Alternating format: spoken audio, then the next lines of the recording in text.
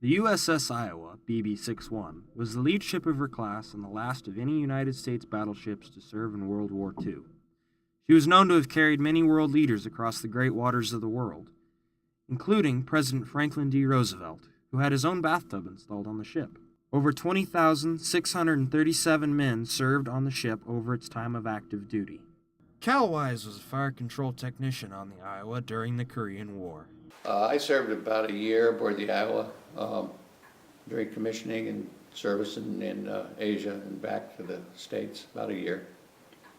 I joined the Navy immediately after I graduated from high school, and I was 17 years old.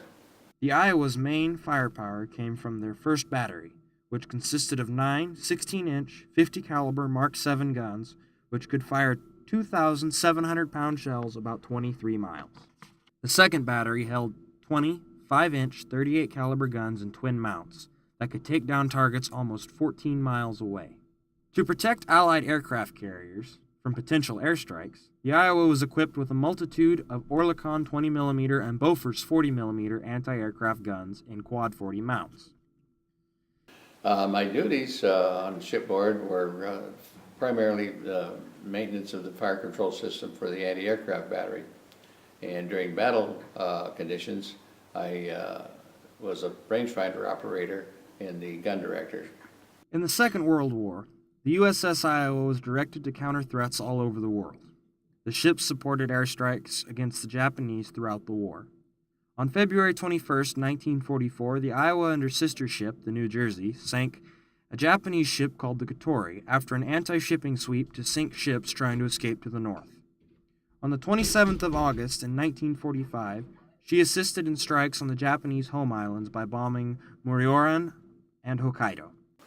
Well, we started in San Francisco. She was being recommissioned and we refitted in San Francisco. Shakedown to Pearl Harbor and back to San Francisco to fit out any repairs and whatnot, minor repairs that had to be made. Then we shipped directly to Yokosuka, Japan, and basically operated from Yokosuka, Japan. We had regular hours and good meals and all this kind of thing. It was a Sunday school picnic compared to what the Marines and Army had on the beach. The ship then went on to serve in the Korean War, but was decommissioned in early 1958.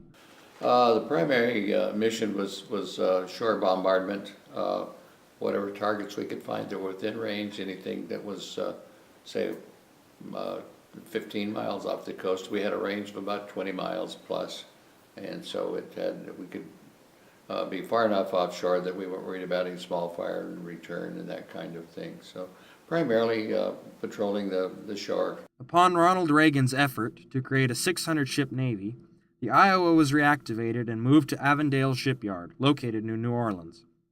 She was then involved with NATO to help control sea lanes and maintain free passage until a devastating loss occurred. In 1989, during a gunnery exercise, an explosion rocked the No. 2 turret and killed 47 crewmen. The cause of the explosion was due to operator error. The USS Iowa was mothballed in San Francisco in 1990. Recently, the Iowa has been pulled out of mothballs and is being used as a museum in San Pedro Harbor, Los Angeles.